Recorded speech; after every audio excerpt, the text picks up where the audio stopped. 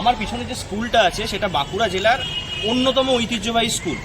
প্রতি বছর মাধ্যমিক এবং উচ্চ মাধ্যমিকে এই স্কুল থেকে কৃতি ছাত্রছাত্রীদের ভিড় লেগে থাকে, কিন্তু মজার বিষয় হচ্ছে এই বছর সেই সংখ্যাটা নেমেছে গোটা জেলা জুড়ে মাত্র একজন কৃতি ছাত্রী। বাঁকুড়া জেলা স্কুল থেকে কোনো ছাত্র বা ছাত্রী, কোনো ছাত্র নেই তালিকাতে। এত স্টিপ ডিক্লাইন কৃতি ছাত্রছাত্রীদের তালিকায় কেন বাঁকুড়া জেলায়? বাঁকুড়া জেলার শিক্ষার মান কি তাহলে নামছে? সরাসরি জানবো সরকারি স্কুলের শিক্ষকদের কাছে, অভিভাবকদের কাছে তারা কি বলছেন।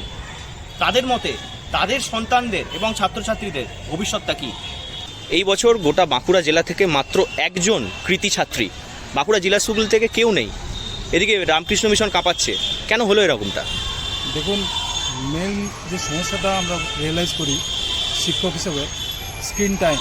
ছাত্রদের স্ক্রিন টাইম অনেক বেশি, বিশেষ করে যে সমস্ত ছেলেরা বাড়িতে থাকে তাদের কাছে মোবাইল অ্যাভেলেবেল, এবং তারা পড়াশোনার জন্য মোবাইল কতটা ব্যবহার করে না, করে কি না করে সেটা তো ঠিক বলা যাবে না, কিন্তু স্ক্রিন টাইম তাদের পড়াশোনার সময় অনেকটাই খেয়ে দিচ্ছে। হাইপ এত বেশি বাঁকুড়া সম্বন্ধে যে প্রত্যেকবারই র্যাঙ্ক হবে এটা আমরা ধরে নিই। হ্যাঁ, স্বাভাবিক। এবারেও কিন্তু ছাত্রছাত্রী খুবই ভালো মেরিটেরই রয়েছে, অন্যবারের সঙ্গে সেরকম কোনো পার্থক্য যে রয়েছে তা নয়। তবে র্যাঙ্কটা একটু কিন্তু অনেক কিছু ফ্যাক্টরের ওপর ডিপেন্ড করে। তার মধ্যে আমি মনে করি কিছুটা লাক ফ্যাক্টরের ওপরও সাবজেক্টিভ পেপারের র্যাঙ্কটা ডিপেন্ড করে। এটা প্রথম কথা। শিক্ষকরা জানাচ্ছেন যে মোবাইলে স্ক্রিন টাইম একটা বড় ফ্যাক্টর হিসেবে কাজ করেছে। যেদিকে রামকৃষ্ণ মিশনের জয় জয়কার, অপরদিকে বাঁকুড়া থেকে মাত্র একজন কৃতি ছাত্রী।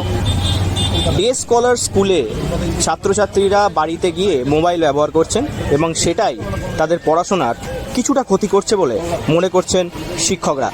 অপরদিকে রামকৃষ্ণ মিশন এবং অন্যান্য স্কুলের ছাত্রছাত্রীরা মোবাইল ব্যবহার করছেন না এবং স্ক্রিন টাইম কম বলে পড়াশোনায় বেশি কনসেন্ট্রেট করতে পারছে। আমাদের স্কুলের ছাত্রী হিসেবে আমাদের গর্ব আছেই। তো যেটা বলবো কেন পারলো না সেটা বিষয়ে, এটা নতুন, একেবারে নতুন সিস্টেমে পরীক্ষা হলো, 2 সেমিস্টারে হয়েছে। তো ফার্স্ট সেমিস্টারে আমাদের সেরকম কোনো র্যাঙ্ক থাকেনি।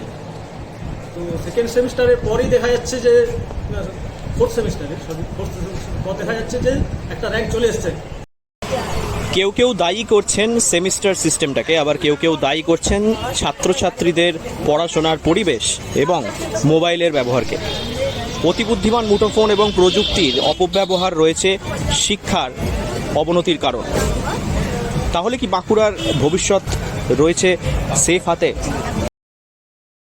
বাঁকুড়া থেকে নীলাঞ্জন ব্যানার্জির রিপোর্ট, লোকাল 18 বাংলা।